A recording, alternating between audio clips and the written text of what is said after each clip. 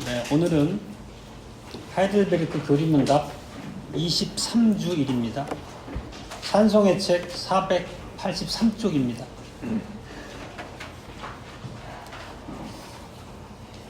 지금 우리가 지난 그 과정을 잠깐 살펴보면 우리가 주의 날 9주, 10주에 성부 하나님과 창조에 대해서 우리가 고백했고, 그리고 11주부터 19주까지 성자 하나님과 우리의 구속에 대한 고백들을 복음으로 선포한 바 있습니다. 그리고 20주부터 22주까지가 성령 하나님과 우리의 성화라고 하는 주제로 신앙 고백을 살폈습니다.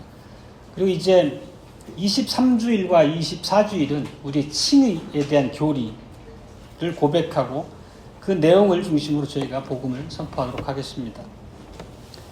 오늘 23주일 59문답과 60문답 그리고 61문답 먼저 읽겠습니다. 이 모든 것을 믿는 것이, 이건 앞에서 우리가 사도신경의 고백에 대해서 살폈던 우리 믿음의 내용에 대해서 지칭하는 것으로 이해됩니다. 당신에게 지금 어떤 도움을 줍니까?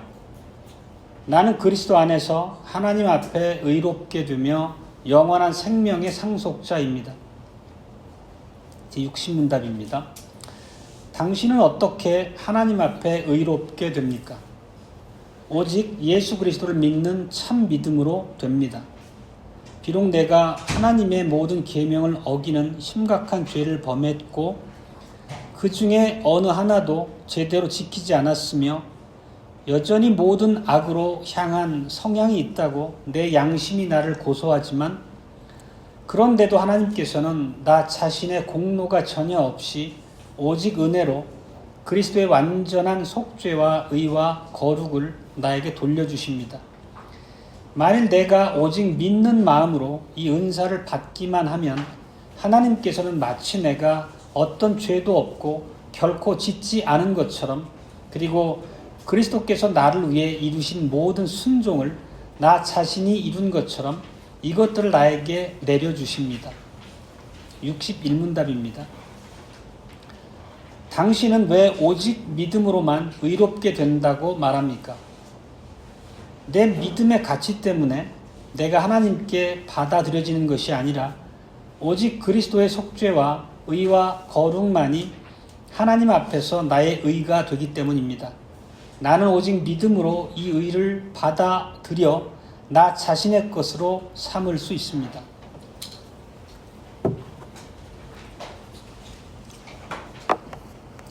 사랑하는 주 예수 그리스도의 성도 여러분, 믿음으로 의롭게 된다는 것은 우리가 너무나 잘 알고 있고 당연한 것을 여깁니다. 실제 이 이신칭의라고 하는 우리의 신앙 고백은 종교개혁의 핵심 진리였고, 실제 기독교 교리의 그 가장 기둥과도 같습니다. 우리 신앙의 핵심입니다. 그리고 실제 종교개혁을 촉발시켰던, 그것도 이신칭의에 대한 깨달음으로부터 출발한 것을 우리가 잘 압니다. 루터와 칼빈도 교회의 사활, 우리 구원의 사활이 이 교리에 달려 있다고 했을 만큼 우리 신앙의 뼈대와도 같은 그런 교리입니다. 그렇지만 이 이신칭의, 칭의 교리만큼 역사 속에서 많은 이단들의 공격을 받았던 교리도 없을 만큼 그렇게 역사가 우리에게 말해주고 있습니다. 그리고 우리가 이 교리를 당연한 것으로 고백하긴 하지만 실제로 우리 삶 속에서 이 진리를 그대로 고백하느냐 하는 면에 있어서는 우리가 돌아볼 부분이 많이 있습니다. 실제 입술로는 이 칭의라고 하는 교리를 고백하지만 사람 앞에서 혹은 하나님 앞에서 우리가 이 교리 앞에 신실치 못할 때가 참 많습니다. 그리고 우리가 주변에 잠깐 눈을 돌려보면 카톨릭도 역시 이행칭의라고 할 만큼 사람의 행위 자체에 어떤 공로를 부여하고 구원의 근거로 삼습니다. 그리고 우리가 돌투신경에서 많이 살폈던 것처럼 알미니안의 가르침도 역시 우리 구원에 있어서 사람의 공로가 기여하는 것으로 가르치고 그것을 당연한 교리적 근거로 삼고 있습니다. 또 우리 자신을 돌아보더라도 칭의 교리에 대해서 누군가 앞에 본인이 고백하는 바를 설명하라 하고 이렇게 자리가 마련되면 그 내용을 깊이 있게 뚜렷하게 설명하고 전할 수 있느냐 하는 부분에서 부족함이 있는 것도 사실입니다. 오늘 이제 설교에서 이 칭의 교리에 대해서 그 참된 의미를 한번 깊이 살피고 우리가 복음 안에서 참된 부유함을 누릴 수 있는 그런 은혜가 있기를 바랍니다. 오늘 설교 제목은 이미 배포해드린 것처럼 죄인들에게 의롭다고 선언하신 하나님입니다. 칭의를 의미합니다. 그래서 첫째 주제는 이 칭의의 의미에 대해서, 그리고 둘째 주제는 이 칭의를 얻는 방법에 대해서, 그리고 셋째 주제는 이 칭의를 받은 자의 의무에 대해서 차례로 살펴보도록 하겠습니다. 여러분, 우선은 이 칭의의 그 의로움이라고 하는 게 어떤 의미인지 정확하게 먼저 우리가 개념을 정리하고 들어갈 필요가 있습니다. 성경에서 말하는 의라고 하는 것은 우리가 일상적인 생활에서 얘기하는 의로움과는 그 의미가 같지 않습니다. 실제 그러고 우리가 살아가는 사회나 문화 안에서 얘기하는 의와 그 개념 자체가 다릅니다. 모든 분야가 그렇지만 해당 분야에서 핵심적인 그런 용어에 대한 정확한 이해와 개념 정리가 돼야지만 우리가 그 내용을 반듯하고 부족함 없이 나눌 수 있는 그런 게 가능할 것입니다. 따라서 그리스도를 믿는 믿음도 이 의라는 용어를 우리가 정확히 정의해야지만 나 스스로도 바르게 그에 대한 생각이 정리될 수 있고 누군가에게 복음을 전할 때 역시 그 믿음, 의 이런 것들에 대한 개념을 분명하게 설명할 수 있을 것입니다. 우린 일반적으로 의 혹은 의롭다 그러면 윤리적으로 반듯하다 아니면 도덕적으로 부족했던 모습에서 자라서 더 나은 모습으로 성장했다 이런 관점으로 얘기를 합니다. 그렇지만 성경적인 의의는 그런 개념을 얘기하고 있지 않습니다. 만약에 우리가 일반적인 정의처럼 의에 대한 이해가 그런 방향으로 지금 흘러 있다면 이 시간 교정할 수 있기를 바랍니다. 성경에서 말하는 의는 그런 게 아니라는 뜻입니다. 오늘 읽었던 그 본문이 창세기 15장이 있었습니다. 거기 6절에 아브라함이 여호와를 믿으니 여호와께서 이를 그의 의로 여기셨다. 이 말은 아브라함이 도덕적으로 반듯하게 이전보다 나은 사람이 되었다 그런 뜻이 아닙니다.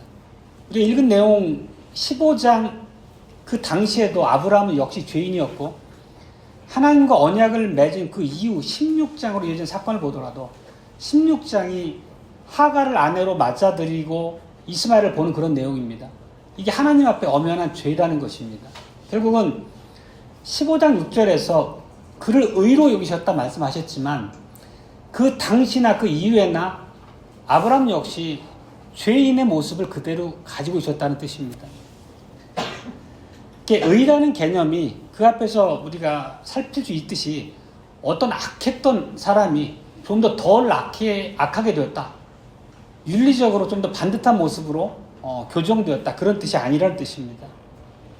실제 그러면 이 의라는 게 무엇입니까? 우리가 구약에서 의라는 용어를 살펴보면 신약도 그 의미는 연장선상에 동일하지만 사람 사이의 관계에 있어서 사용되는 말입니다. 어떤 두 사람 사이의 관계가 있을 때 그것이 계약 관계일 수도 있죠. 그 관계라고 하는 것은 그 마땅히 관계 안에 요구되는 책임과 서로 역할에 대한 기대치가 있습니다. 부자지간도 마찬가지고 왕과 신하, 백성 사이도 마찬가지일 것이고 오늘날로 말하면 고용주와 피고용인 사이에도 동일하게 그 관계로서 정의된 계약에 따라서 요구되는 바 책무가 있습니다. 그리고 성경에서 말하는 의는 이렇게 각각의 관계 안에서 요구되는 책임, 요구되는 바 역할에 충실하다는 의미로서 의를 정의합니다. 칭의에서 말하는 이 의는 결국은 하나님과의 관계 안에서 요구되는 바 책임을 다한다는 의미로서 우리가 이해해야 됩니다. 우리가 사무엘상 24장을 살펴보면 그 내용이 어떤 거냐면 이제 사울과 다윗의 얘기입니다. 사울 왕은 다윗이 자기를 죽일 수 있었음에도 불구하고 자기를 죽이지 않고 그냥 옷자락만 잘랐던 그 사건 앞에서 이렇게 얘기합니다. 나는 너를 학대하되 너는 나를 선대하니 너는 나보다 의롭도다. 여기서 말하는 의 역시도 조금 전에 말씀드렸던 것처럼 관계 안에서 요구되는 바 책임을 다한다는 뜻입니다. 다윗과 사울은 군신 관계였습니다. 그리고 신하에게 요구되는 바 마땅한 충성과 신실함을 사울에게 보였기 때문에 사울은 그러지 못했던 자기보다 다윗이 더 의롭다는 것을 선언한 것입니다. 다시 정리하자면 성경에서 말하는 의라는 용어는 관계 안에서 요구되는 바 그 책임 그리고 기대에 충실했다는 뜻입니다. 당연히 그러면 오늘 우리가 얘기하는 이신칭의를 얘기할 때 이 의라는 것은 사람과 하나님과의 관계 안에서 정의되는 용어입니다. 사람과 하나님과의 관계가 뭐죠? 바로 언약이라고 우리가 조금 전에도 깊이 살폈습니다. 우리가 하나님과 맺는 모든 관계의 근간이 언약입니다. 그리고 과거에 우리가 함께 학습했던 사랑의 언약에 그 관계를 이렇게 기술했었습니다. 언약은 하나님과 그분의 백성들이 끊임없이 그 안에서 상호 교류하는 살아있는 관계이다. 그래서 언약을 매우 역동적으로 정의한 바 있습니다. 마땅히 그러면 우리가 앞서 창세기 살펴봤던 것처럼 하나님께서 아브라함과 언약을 맺으셨을 때 그 언약 안에서 아담에게뿐만 아니라 언약의 당사자로서 하나님 자신에게도 임무를 부여하셨습니다. 그 임무가 뭐냐면 아브라함을 보호해주시고 그 하늘의 별을 보여주시면서 그 자손을 약속하시고 아브라함과 그 대대 후손에 하나님이 되겠다 이렇게 약속하신 바가 하나님께서 언약을 세우시고 언약의 당사자로서 자기한테 부여하신 스스로 그 언약의 메인 바 그 내용입니다. 그러면 하나님과 사람과의 관계 안에서 역시 의라는 건 역시 하나님 편에서 의라는 건 역시도 하나님께서 이 약속을 지키신다는 뜻입니다. 실제로 하나님께서는 아브라함에 대해서 아브라함이 수많은 죄와 실패에도 불구하고 한 번도 하나님 편에서 약속하신 바 그 약속의 내용을 저버리신 적이 없습니다. 하나님은 끝까지 또 마지막 날까지 그 언약에 신실하실 것입니다. 그러면 마땅히 언약의 한 일방 당사자인 아브라함 역시도 그 언약을 지켜야 한다는 요구가 뒤따라 붙습니다. 아브라함은 당연히 하나님을 신뢰하고 하나님께 모든 것을 의탁하고 하나님께 주셨던 명령들, 계명들 앞에 바른 자세로 순종했어야 될 것입니다. 그런데 우리가 당연히 관계 안에서 이해할 수 있는 바는 우리가 지금까지 구약 이후에 수많은 성경 안에 역사적, 교회의 역사적 사실들을 보더라도 많은 문제가 있었습니다. 하나님께서는 한 번도 그 언약을 버리시거나 깨뜨리신 적이 없지만 항상 사람 편에서 문제가 있습니다. 하나님께서는 당장 오늘 창세기 15장에서 아브라함에게 그리고 아브라함의 후손인 이스라엘에게 대해서도 그리고 오늘날 언약 백성인 우리를 향해서도 동일한 신실하심으로 우리를 대하십니다. 하나님은 그 약속하신 대로 오늘 우리에 대해서도 매우 신실하시고 일관되십니다. 반면에 우리는 이 언약 앞에 신실하지 못합니다. 하나님께서 주셨던 언약의 총체를 하나 정하자면 바로 십계명의 핵심에 있습니다.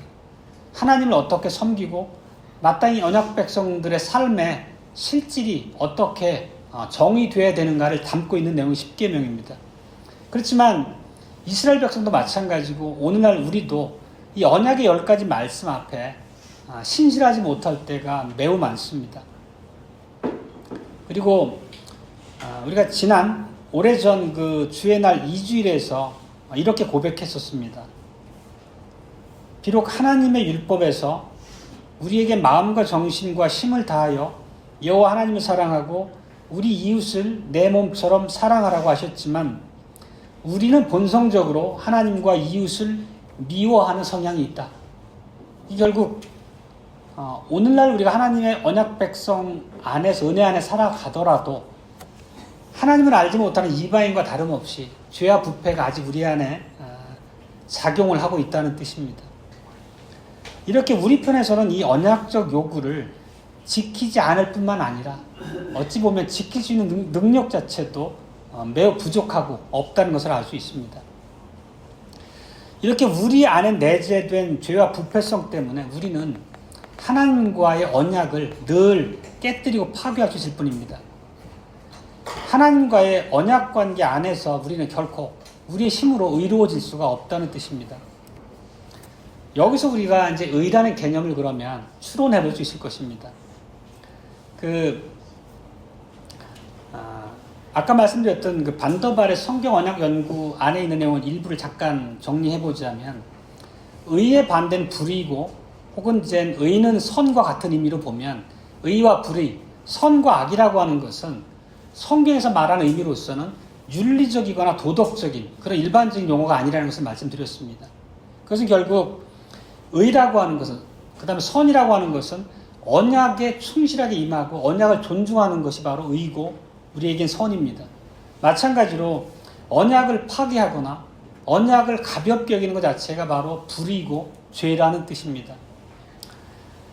우리는 그럼 항상 이 기준으로 볼 때 하나님 앞에 얼마나 우리가 악하고 불의하고 부족한 존재인가를 스스로 슬픔 가운데 고백하지 않을 수가 없습니다. 그런데 하나님께서 불의한 것을 의롭게 만드셨다는 뜻입니다. 비록 우리 편에서 하나님과의 언약 관계 안에서 마땅히 요구되는 책무가 있음에도 불구하고 그 책임을 다하지 못했음에도 불구하고 하나님께서는 은혜를 베푸셔서 우리의 실패를 바로잡아 주시고 하나님 앞에 의로운 존재로 변화시켜 주십니다. 이 얘기는 의롭게 된다는 것이 우리가 죄가 없는 그런 무죄한 상태가 된다는 뜻은 아닙니다. 그것은 우리가 죄인임에도 불구하고 여전히 죄 가운데 살아가면서 하나님 앞에 패역한 일을 벌이고 있음에도 불구하고 하나님께서 우리를 의롭다고 선언해 주신다는 뜻입니다. 그러니까 성경이 말한 의, 칭의라고 하는 것은 법정적 의미를 갖습니다. 하나님의 법정에서의 무죄를 선언해 주신 것이 칭의입니다. 그렇기 때문에 그 칭의 자체가 어느 하나도 우리의 능력과 우리의 공로로부터 비롯된 것이 아니기 때문에 이 모든 것을 완벽하게 하나님의 은혜라고 우리가 늘 얘기할 수 있는 것입니다.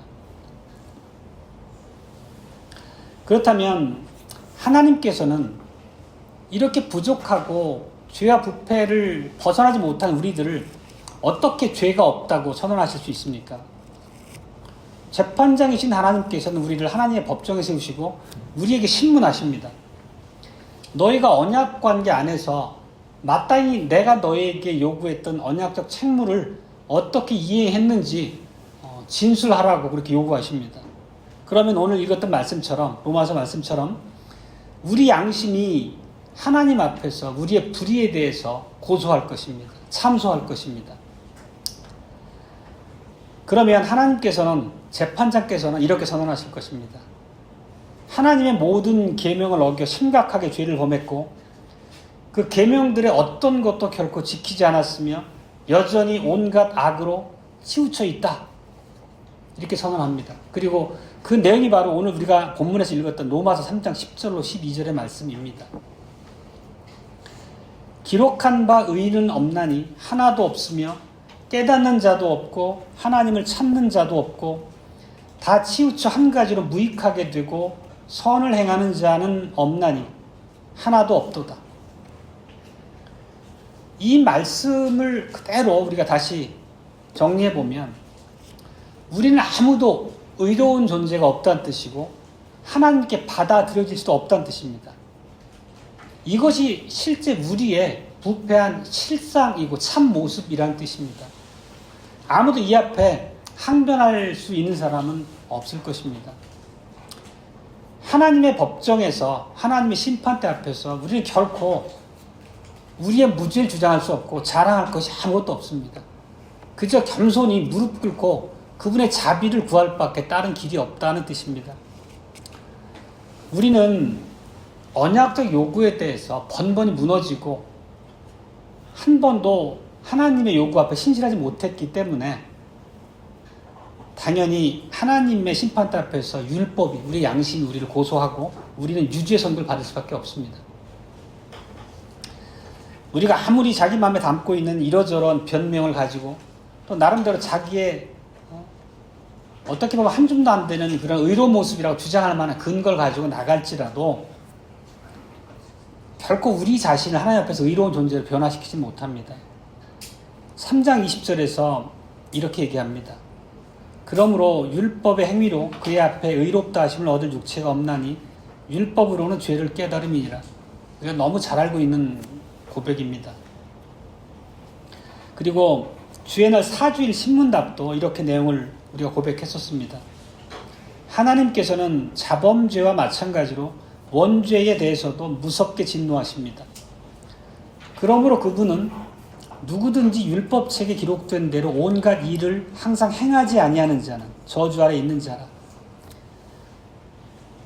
율법 중에 10개 계명 중에 9개를 잘 지켜도 하나를 지키지 못하면 역시 우리는 유죄 선고를 받을 수밖에 없다는 뜻입니다. 갈라디아서 3장 10절 말씀입니다.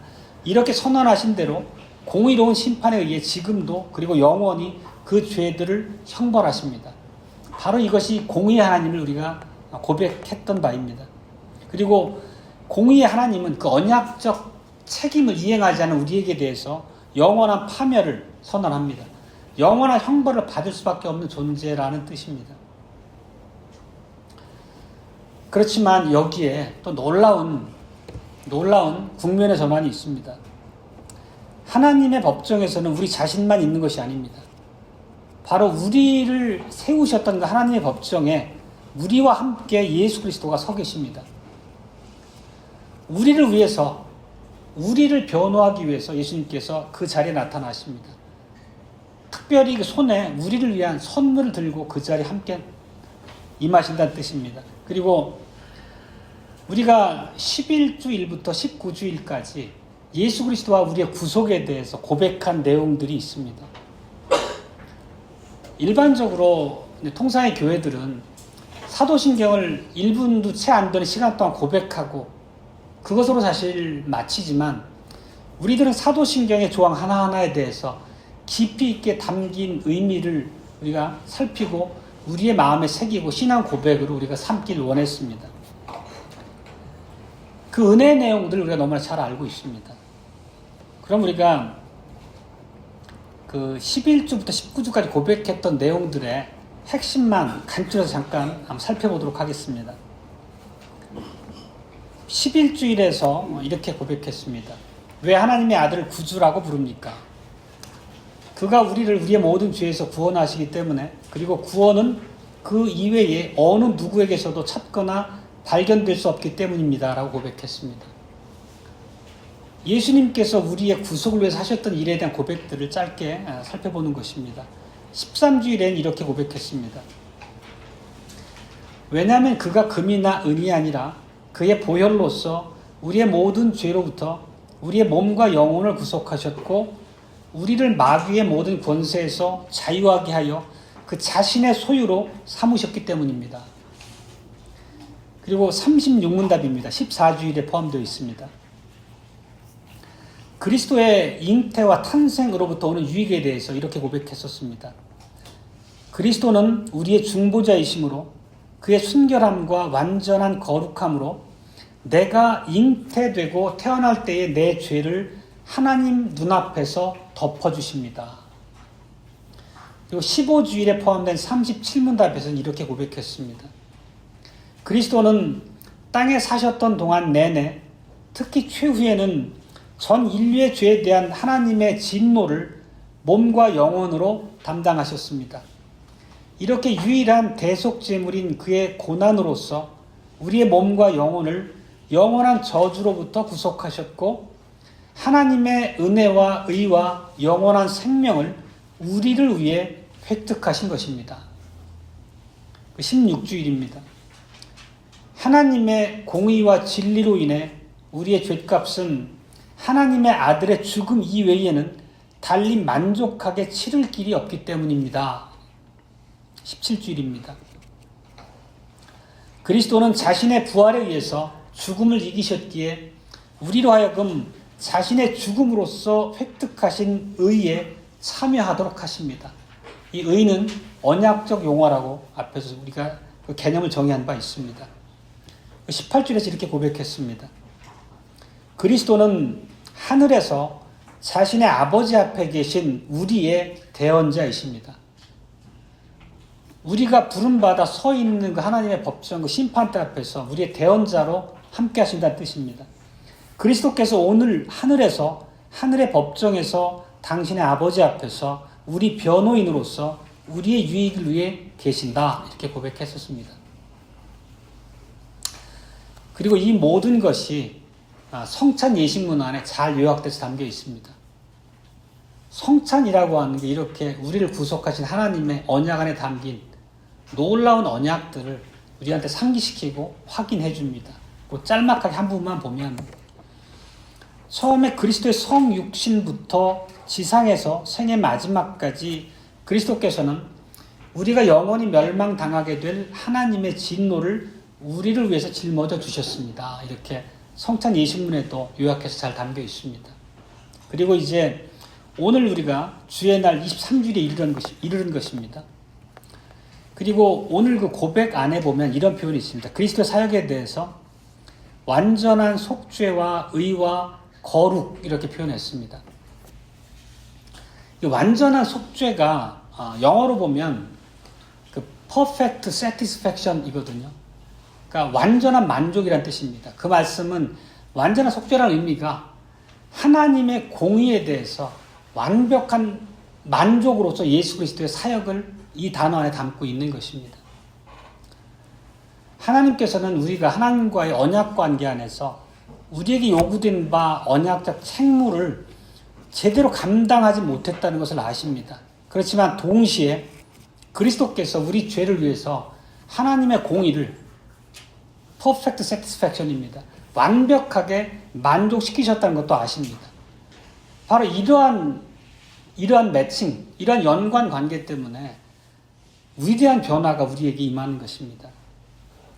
하나님께서는 하나님의 완전한 주권으로 그분의 완전한 은혜와 사랑으로 그리스도께서 십자가 위에서 성취하신 그 의를 그 완전한 속죄와 의와 거룩 우리가 오늘 고백한 문답안의 고백처럼 이것을 선물로 우리에게 무상으로 제공해 주십니다. 그 의미는 우리가 지은 모든 죄, 하나님의 진노를 사 마땅한 우리의 죄는 예수께로 전가되었고 반대로 예수께서 십자가상에서 획득하신 완전한 의를 우리에게 전가시켜 주신다는 뜻입니다. 앞서 말씀드렸던 그런 놀라운 변화, 기적 같은 변화가 바로 이것을 뜻하는 것입니다. 예수께서 우리의 죄로 인한 그 삭을 갚지 않으셨다면 우리는 하나님께 대한 절망적인 빚을 지고 있는 것입니다. 죄와 허물이라는 그런 빚을 지고 있는 것입니다. 이 빚은 우리가 어떠한 노력이나 어떠한 수단을 강구하더라도 결코 우리가 상환할 수 없는 그렇게 엄청난 빚이었습니다. 그렇지만 도저히 상환 불가능한 이 절망적인 빚이 그리스도 사역에 의해서 완전히 덮여지게 된 것입니다. 그 결과로 성부 하나님께서는 언약 안에서의 우리의 부족과 실패를 결코 바라보지 않으신다는 뜻입니다. 우리의 실패를 보시는 것이 아니라 예수 그리스도의 완전한 순종을 바라보신다는 뜻입니다. 그리고 이런 이미지를 잘 상징하는 단어가 있습니다. 오늘 문답에 나오는 돌리다라는 단어입니다. 다른 말로 하면 전가하다 그런 단어입니다. 이게 바로 어찌 보면 복음의 풍성함을 잘 표현해주는 단어입니다. 전가라고 하는 것은 누구누구에게 책임을 전가하다는 것은 그 사람이 책임이 없음에도 책임을 덮어 씌운다는 의미처럼 우리가 아무런 공로가 없음에도 예수님의 공로를 우리에게 그대로 전가해서 우리 것이 되게 해주신다는 의미입니다. 전가라는 용어는 우리가 익숙하고 또 잘 기억하고 있는 단어일 것입니다. 사랑하는 형제자매 여러분, 하나님께서 의로우시다. 즉 하나님께서 언약에 신실하시다. 이것이 바로 우리에게 놀라운 복음입니다. 하나님께서 언약 안에서 스스로 언약에 매이셨고 예수 그리스도를 통해서 우리의 모든 죄와 허물을 씻기시기로 언약 안에 약속하신 바가 있습니다. 우리에게 주신 그 약속을 한 번도 버리지 않으시고 신실하게 성취하셨기 때문에 우리에게 구원이 있는 것이고 이게 놀라운 복음으로 우리에게 선포되는 것입니다. 언약에 대해서 하나님 편에서의 약속의 가장 상징적인 표현은 바로 내가 너희의 하나님이 될 것이다. 이것입니다. 내가 너의 주인으로 너의 모든 것을 보존하고 보호하고 내 약속하신 바대로 내가 너희를 내 품 안에 끝까지 안고 지켜주마 약속하신 바를 성취했다는 뜻입니다. 이제 그리스도께서 획득하신 그 완전한 속죄와 의와 거룩 그 선물이 우리에게 전가되었기 때문에 우린 더 이상 하나님 앞에 그 책임을 감당할 필요가 없어진 것입니다. 하나님께서 우리를 의롭다고 선언해 주셨습니다.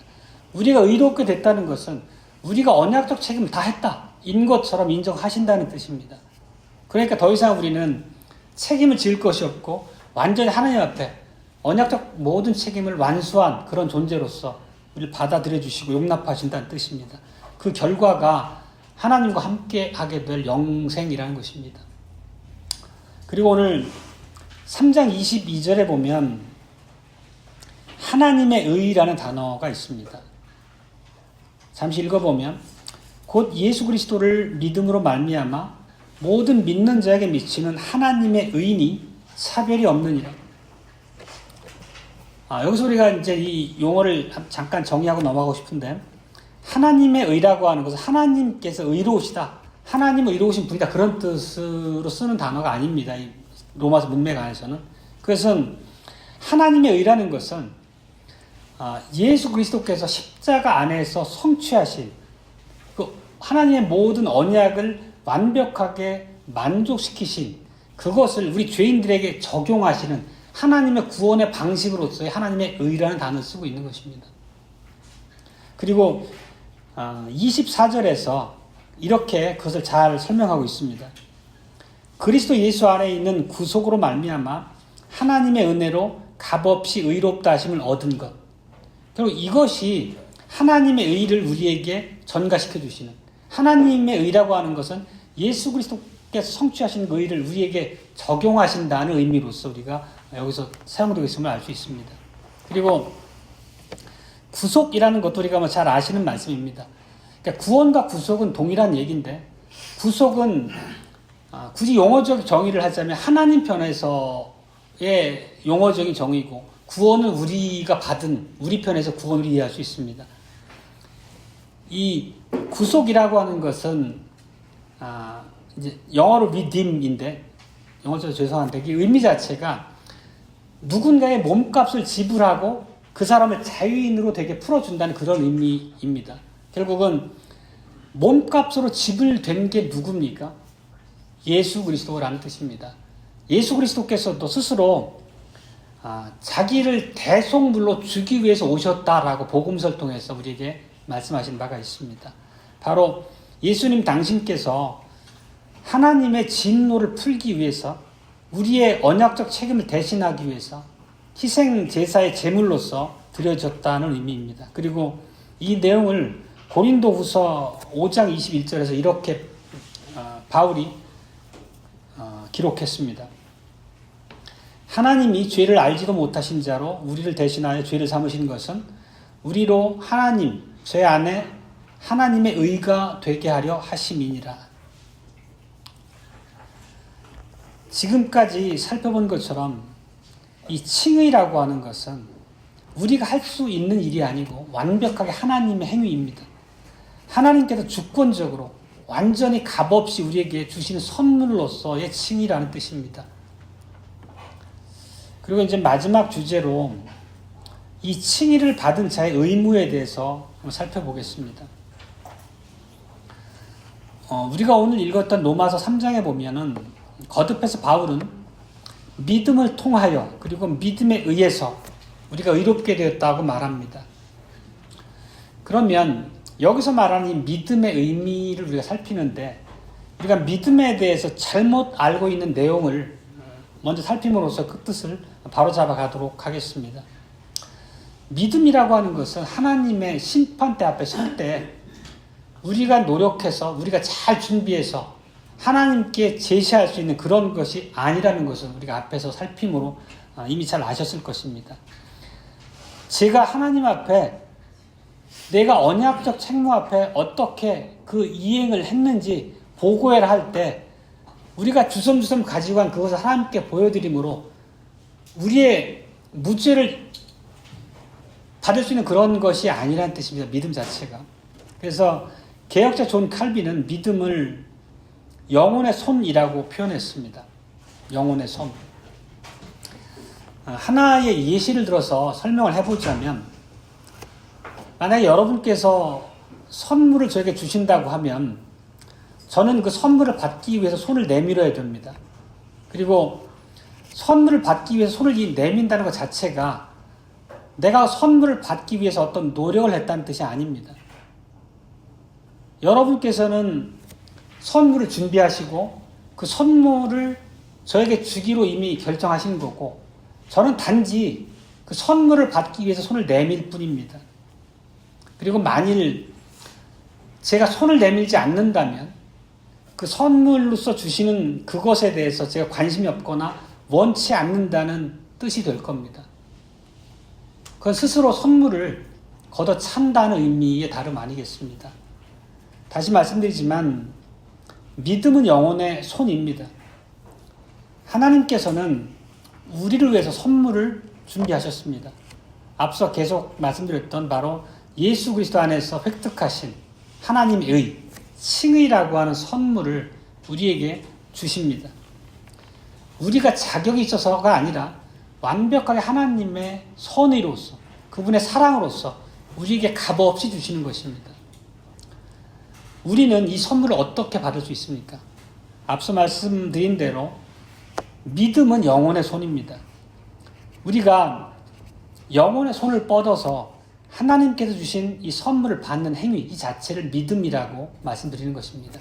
이신칭의, 믿음으로써 의롭게 된다는 얘기는 결국 우리가 우리 영혼의 손으로 하나님께서 완벽하게 준비하신 그 선물, 하나님의 의를 우리가 영혼의 손을 내면서 받는다는 행위 자체를 믿음으로 고백하는 것입니다. 그래서 기독교 강요나 이 책에서도 믿음은 결코 어떤 우리의 공로를 상징하는 말이 아닙니다.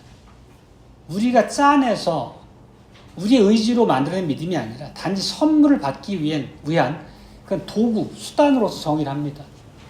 완벽하게 우리의 구원에 있어서 믿음이 마치 우리의 어떤 행위의 연장선상에서 하나님께 인정받을 자그마한 어떤 공로나 우리의 덕으로 이해하는 거가 결코 용납될 수 없다는 뜻입니다.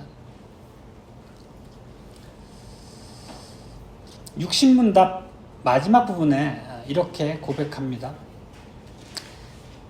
만일 내가 오직 믿는 마음으로 이 은사를 받기만 하면, 그리고 이어서 61문답에서 나는 오직 믿음으로만 이 의를 받아들여 나 자신의 것으로 삼을 수 있습니다. 고백합니다.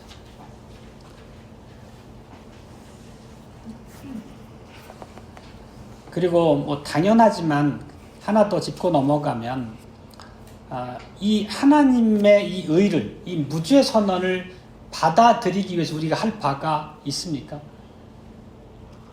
하나님의 선물을 받기 위해서 우리가 약간이라도 공로를 세우거나 어떤 자격을 쌓아가야 될 일이 있느냐는 질문입니다. 그럴 필요가 없음을 우리가 앞에서 반복해서 살폈습니다. 다시 한번 그것이 하나님께서 주시는 이 칭의라고 하는 선물이 어떻게 우리에게 왔고 결코 어느 한 점도 우리에게 어떤 자격을 요구하심이 없이 그냥 우리가 믿음으로써 주신 선물을 받기만 하면 완벽하게 우리가 하나님 앞에서 의로운 존재, 모든 언약적 책무를 다한 그런 공로가 마치 우리에게 있는 것처럼 우리를 받아주신다는 의미로서 우리가 살폈습니다. 그리고 마지막으로 정리하면 하나님께서는 그리스도께서 획득하신 완전한 속죄와 의와 거룩을 우리에게 전가시키셔서 우리 것이 되게 한다고 약속하셨음을 말씀드렸습니다. 지금까지 선포한 내용이 어찌 보면 우리가 23주의 고백으로 깊이 있게 살피긴 했지만 매 주일마다 우리에게 선포되는 복음의 내용이고 핵심입니다. 한 번도 우리가 선포된 복음 앞에 이 내용 자체가 빠지거나 간과된 적이 없을 것입니다. 마땅히 언약 백성인 회집인 이 교회 회원으로서 우리에게 날마다 매 주마다 복음을 들려주시고 꼭 복음으로서 살아갈 수 있도록 성령의 내주하심으로 우리를 이끌어 가신 하나님의 은혜가 우리를 바로 세우고 생명으로 이끄시는 것입니다. 이것이 우리가 주일 하루뿐만 아니라 나머지 일주일 내내 내 삶의 현장에서 매 순간 우리가 의지하고 입술로서 우리 삶의 행위로서도 고백해야 될 복음의 실질입니다. 아멘.